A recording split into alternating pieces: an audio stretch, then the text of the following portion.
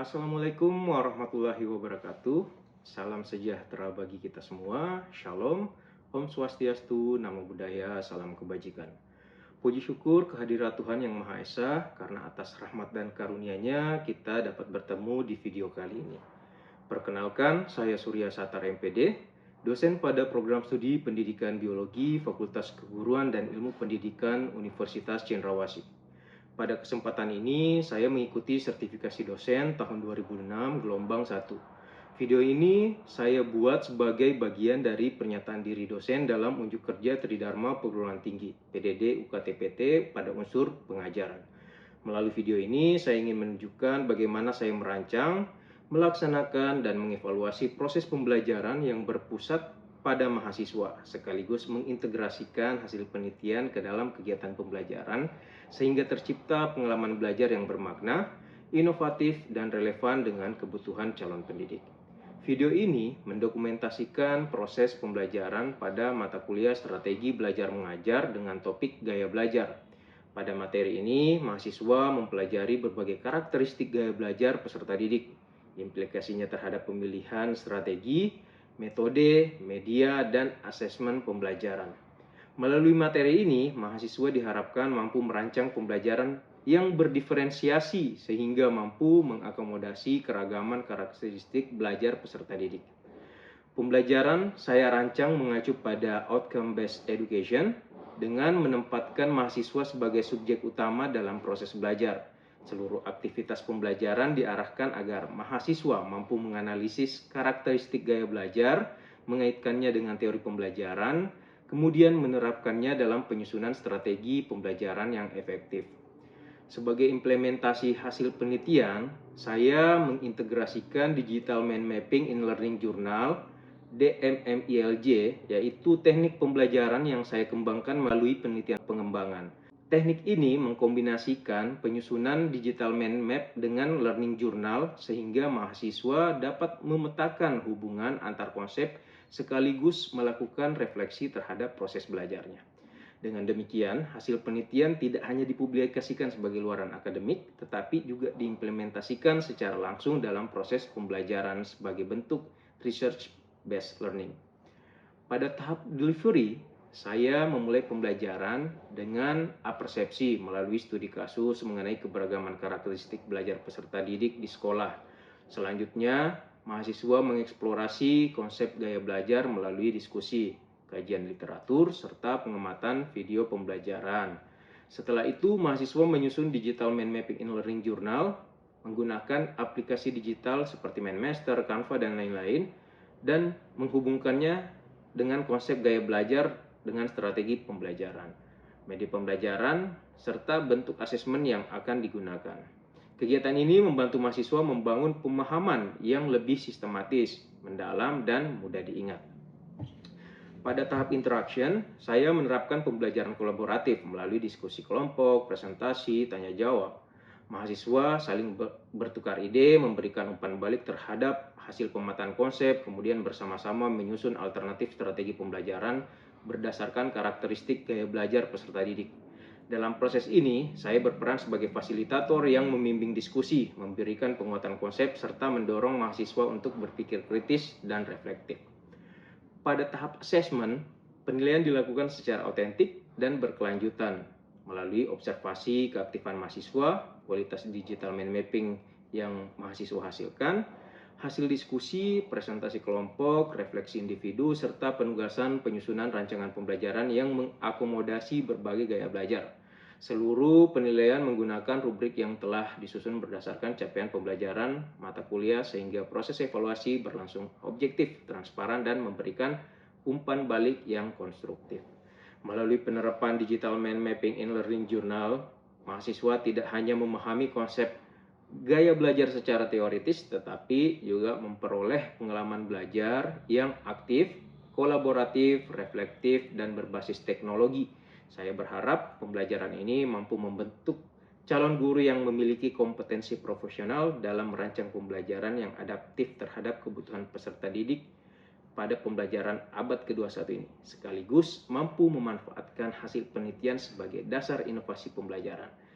Demikian pengantar pelaksanaan pembelajaran yang saya laksanakan. Selanjutnya saya akan menampilkan cuplikan proses pembelajaran pada mata kuliah strategi belajar dengan topik gaya belajar.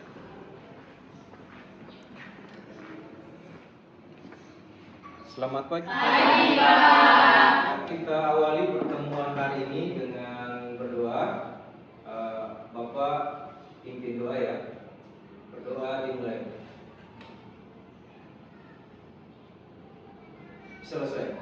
Assalamualaikum warahmatullahi wabarakatuh. Salam sejahtera bagi kita semua. Oke, adik-adik, hari ini kita akan melanjutkan pembelajaran di mata kuliah strategi belajar mengajar. Nah, sebelum kita melanjutkan hari ini, Bapak ingin tanya ke kalian, ada yang tidak hadir? Ada ya? Nah, kalau begitu Bapak absen dulu satu-satu. Yang pertama, Korida Rahmawati, hadir ya.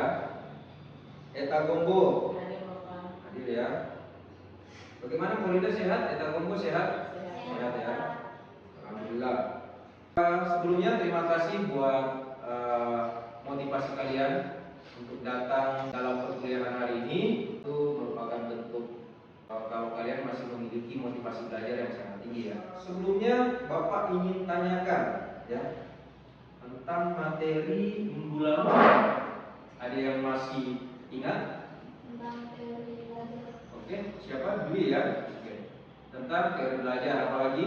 Pembelajaran kontekstual, Bapak. Oke, pembelajaran kontekstual. Yang paling terakhir pembelajaran kontekstual ya. Ada yang bisa jelaskan? Kita kemarin belajar tentang pembelajaran yang berkaitan langsung dengan dunia nyata. Lingkungan sekitar ya, dunia nyata atau lingkungan langsung peserta didik yang ada di sekitar. Oke, bagus. Sekarang kita hari ini ya, topiknya itu adalah gaya belajar dan kesesuaian bentuk pembelajaran terhadap tipe gaya belajar. Ada yang sudah mendengar sebelumnya di mata kuliah lain? Ada ya? Pernah ya? Oke. Jadi setelah perkuliahan ini kalian itu harus mampu menganalisis kecocokan bentuk pembelajaran dengan tipe gaya belajar. Nah, sedangkan tujuan pembelajaran kita hari ini itu yang pertama menjelaskan konsep gaya belajar yang akan kita pelajari nantinya, terus mengidentifikasi tipe gaya belajar, yang ketiga menganalisis karakteristik masing-masing tipe gaya belajar, dan yang keempat itu menentukan strategi pembelajaran yang sesuai dengan tipe gaya belajar. Jadi inti pembelajaran kita nantinya itu di keempat poin ini ya. Oke, sebelum masuk ke pengertian, Bapak ingin menanyakan ada tidak di sini yang punya karakteristik gampang mengingat wajah seseorang? Ada tidak di antara kalian? Tapi kadang lupa namanya, tapi ingat wajahnya. Ada tidak? Siapa? Oke. Terus Bapak ingin tanya lagi tentang pada saat kalian belajar, kalian senang sambil mendengarkan musik atau malah terganggu dengan suara-suara misalnya musik atau lain dan lain-lain? Terganggu. Ada yang suka tidak? Oh, dari hati suka, Lea suka. Nah, ini ada hubungannya dengan gaya belajar ya, yang akan kita pelajari hari ini ya. Oke, kita next. Nah, konsep gaya belajar. Nah, inilah yang tadi Bapak tanyakan. Ada yang gampang paham ketika melihat video, misalnya tadi masak, keripik langsung berhasil. Terus ada yang suka mendengarkan musik sambil belajar. Terus ada yang mudah mengenali wajah seseorang. Terus ada yang ketika melaksanakan sesuatu itu yang diingat ya, artinya gampang mengingat sesuatu. Pengertian gaya belajar adalah kecenderungan individu dalam menerima, mengolah, menyimpan dan memahami informasi secara efektif sesuai dengan cara yang paling nyaman baginya ya. Jadi setiap individu itu unik dalam cara belajarnya. Memahami gaya belajar membantu kita memilih strategi pembelajaran yang paling efektif dan bermakna. Kita lanjut di slide berikutnya, ada jenis-jenis gaya belajar ya. Nah, untuk teori jenis-jenis gaya belajar ini ada banyak yang membahas ya. Salah satunya teori belajar visual, audio, dan kinestetik. Nah, hari ini kita akan membahas itu. Sepemahaman kalian, kalau tipe belajar visual itu yang bagaimana kira-kira? Video, apalagi gambar, terus apalagi diagram, grafik. Nah, sekarang auditori. Gaya belajar ini kalau kita katanya saja auditori berarti audio ya, suara. Menurut kalian ini tipe gaya belajar yang bagaimana? Kita mendengarkan suara, rekaman, penjelasan langsung. Gaya belajar yang ketiga atau tipe gaya belajar terakhir dari teori TAK ini, yang ketiga itu adalah kinestetik, yaitu belajar melalui apa yang dilakukan. Nah, biasanya peserta didik yang memiliki gaya belajar dominan kinestetik itu biasanya suka praktikum.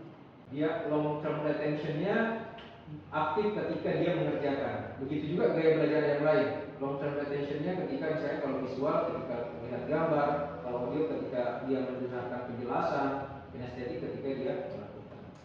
Ya, begitu gambaran ya, jenis-jenis tipe gaya belajar menurut teori PIK. Oke, dari penjelasan Bapak tadi menjadi modal kalian di slide selanjutnya ya, tentang kesesuaian bentuk pembelajaran terhadap tipe gaya belajar. Bapak ulangi lagi, ada berapa tipe belajar yang kita pelajari tadi? 3. Pertama, visual.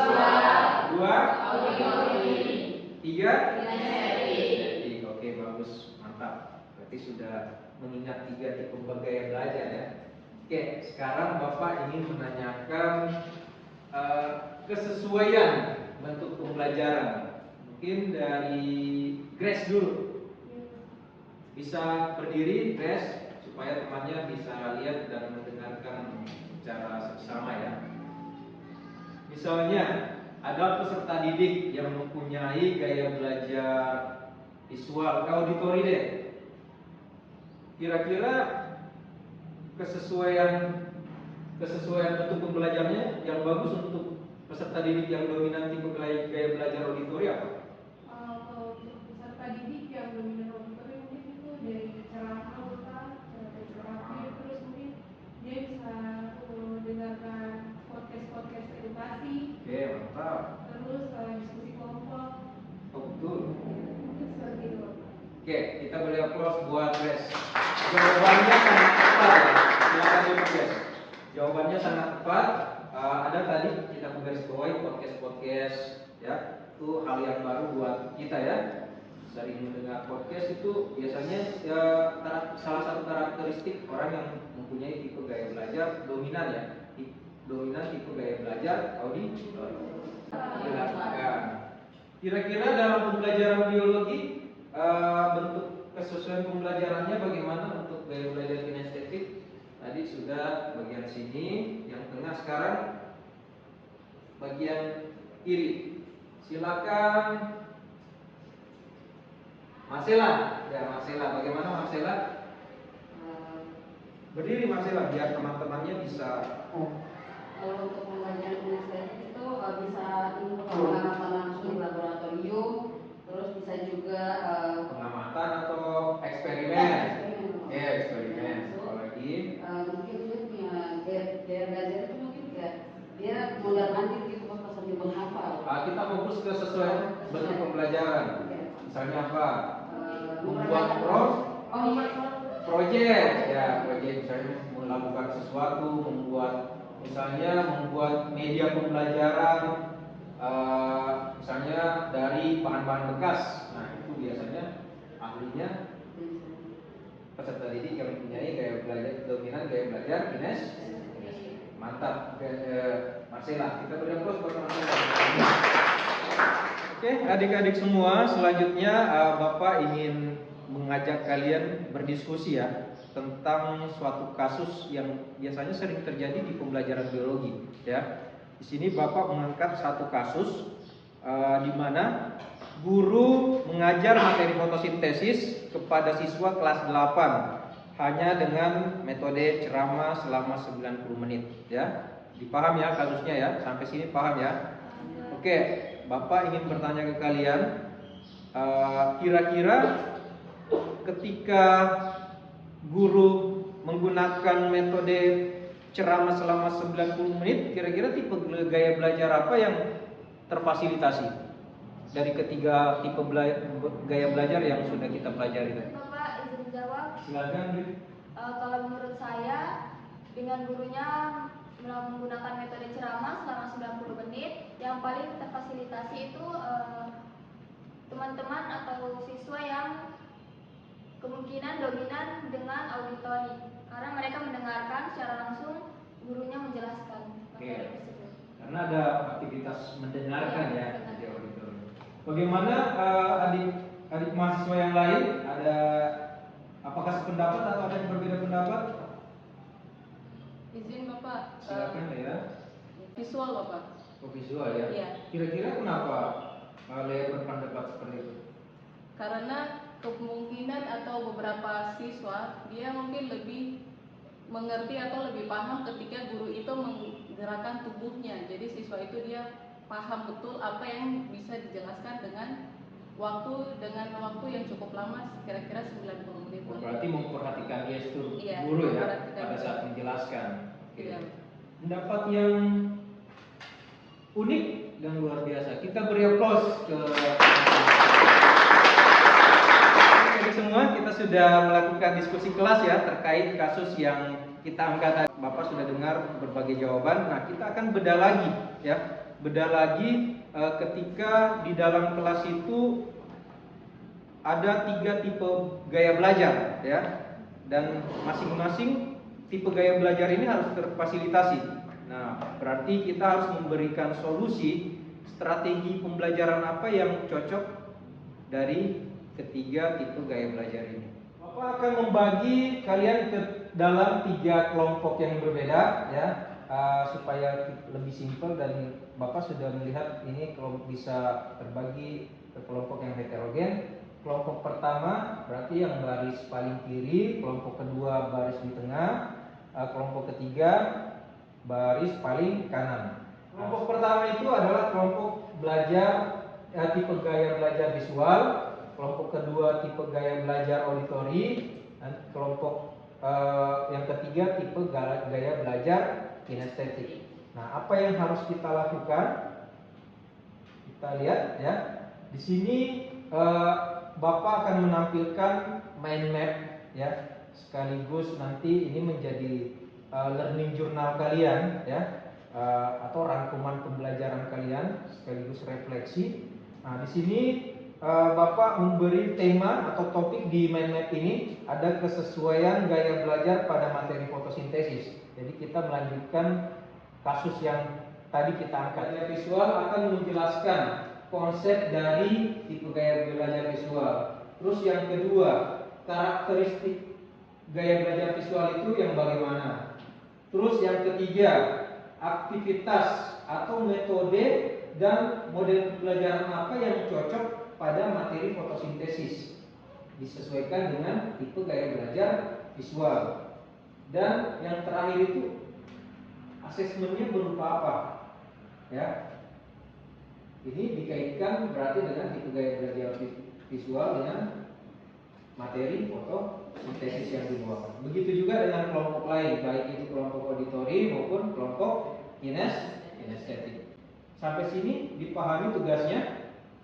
Ya? Pahami ya? Nah, langkah pertama silakan berdiskusi dengan teman kelompoknya masing-masing. Kalian buat poin-poin apa saja yang Bapak sudah sebutkan tadi, tulis di kertas sebelum kalian masukkan ke mind map. Nah, mind map ini bisa kalian akses dengan men-scan atau memindai barcode yang ada di layar. Kemudian kalian bisa langsung mengisi di mind map tersebut. Sampai sini paham ya? Nah, setelah kalian mengisi, kalian akan presentasi tiap kelompok. Silakan barcode-nya di scan. Nah, nanti akan ada tampilan seperti ini juga di device kalian ya. Tinggal langsung isi di device kalian masing-masing.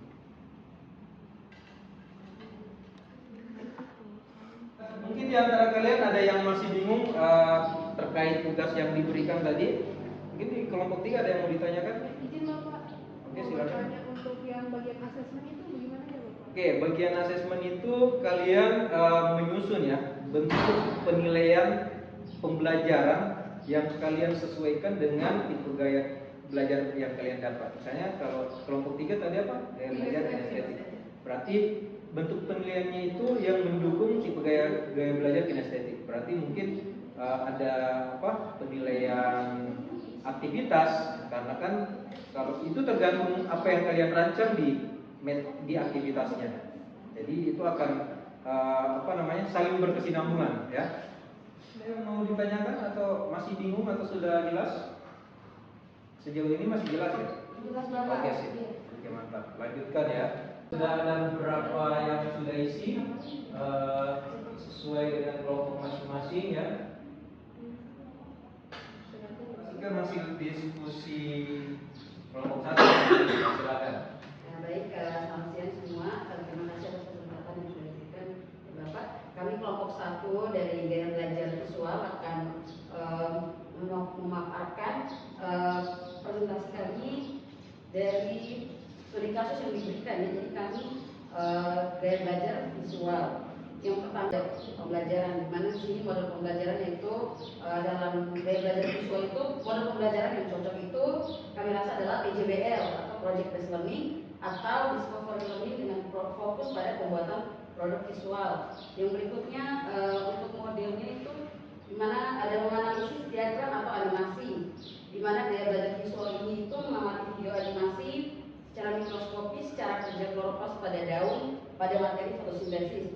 Dan juga yang ketiga ada menyusun infografis atau membuat poster siklus. Jadi bisa jadi siswa itu diminta untuk mendesain infografis digital menggunakan Canva atau manual di karton yang menggambarkan tahapan masuknya bahan baku. Berikutnya yang terakhir adalah asesmen, di mana asesmen ini dia berupa penilaian produk. Penilaian produk dalam bisa menggunakan aplikasi atau Mipmed dan juga berupa poster, dan berdasarkan ketepatan konsep fotosintesis, kerapian visual dan kejelasan alur. Itu adalah paparan presentasi kami dari kelompok gaya belajar visual. Mungkin ada tanggapan daripada teman-teman kelompok lain dan juga Bapak dosen. Oke, silakan dari kelompok lain apakah ada tanggapan? Selain pertanyaan bisa ditanggapi juga. Mungkin ada tambahan atau apapun itu, silakan. Mungkin dari Eta Gumbo, silakan Eta Gumbo. Baik teman-teman, di sini mungkin saya masukkan sedikit. Mungkin tadi yang teman-teman sudah sampaikan, bukannya PJBL itu dia termasuk di bagian proyek, di bagian kinestetik, karena dia sebagai proyek, karena kinestetik itu kan dia pembelajarannya kayak bentuk proyek praktikum gitu. Mungkin sekian dari saya, terima kasih. Oke, Silakan. Oke, jadi kami akan menjawab. Jadi seperti yang tadi di pertanyaannya, kalau PJBL itu kan lebih cocoknya di kinestetik. Nah, tapi menurut saya kalau kinestetik itu kan melakukan. Nah, tapi kalau visual itu dia melihat. Jadi itu lebih cocok untuk gaya belajar visual. Itu menurut saya saja. Bagaimana bisa diterima? Oke, bukan ya, mungkin tidak ada kata lebih cocok. Oh iya. Tapi ada berapa persentase ya, berapa persentase aktivitasnya. Karena Bapak baca dari pendapat sebelumnya, pendapatnya Eta Gumbo juga betul ya, tapi pendapatnya kelompok 1 juga tidak boleh disalahkan. Kenapa? Di sana ada mengerjakan proyek visual ya. Mungkin itu berupa proyek video atau apapun itu. Nah, itu sebenarnya bisa juga tidak ada yang salah ya. Tapi kembali lagi tergantung seberapa besar persentase misalnya visualnya berapa untuk mendukung tipe gaya belajar tersebut. Kita beri aplaus untuk kelompok 1. Kita melakukan diskusi kelas maupun diskusi kelompok disertai penguatan-penguatan yang sudah kita lakukan bersama. Maka hari ini kita akhiri pembelajaran kita dengan menarik satu kesimpulan, ya. Mungkin salah satu mahasiswa bisa mewakili siapa? Oh, Darmianti, silakan Darmianti. Kesimpulan untuk pembelajaran di hari ini mungkin dari saya, dari proses pembelajaran hari ini saya bisa tahu ada 3 gaya atau 3 karakteristik gaya pembelajaran, yaitu ada visual, auditori, dan kinestetik, Bapak. Oke. Masih ada yang lain mungkin dari Devi terkait pengalaman belajar hari ini apa saja? Jadi pembelajaran hari ini saya memahami bahwa setiap peserta didik ini memiliki gaya belajar yang berbeda-beda, baik itu secara visual, kinestetik, dan auditori. Oke, bagus sekali. Kita beri aplaus buat teman-teman. Sekarang Bapak ingin menjelaskan apa yang akan kalian pelajari di rumah ya sebagai kegiatan belajar mandiri. Yang pertama itu adalah kalian melihat atau mencari sesuatu ya terkait dengan strategi pembelajaran berdiferensiasi. Pastinya dikaitkan dengan pembelajaran hari ini, yaitu 3 tipe gaya belajar. Oke, untuk asesmen hari ini atau penilaian yang Bapak akan nilai itu dari proyek kalian tadi ya, berupa mind mapping, di screenshot saja, nanti dikirimkan ke Google Classroom yang Bapak siapkan.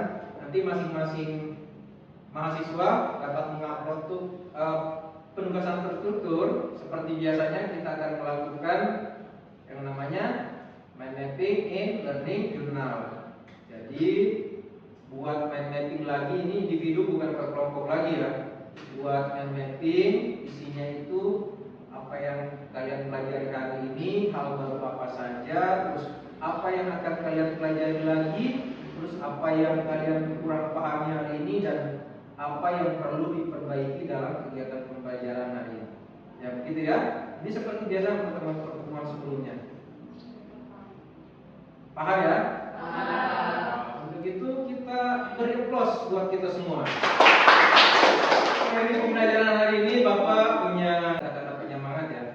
Tetap semangat belajar ya. Apapun gaya belajar kalian, tetap semangat karena banyak jalan menuju Roma. Ya, betul ya?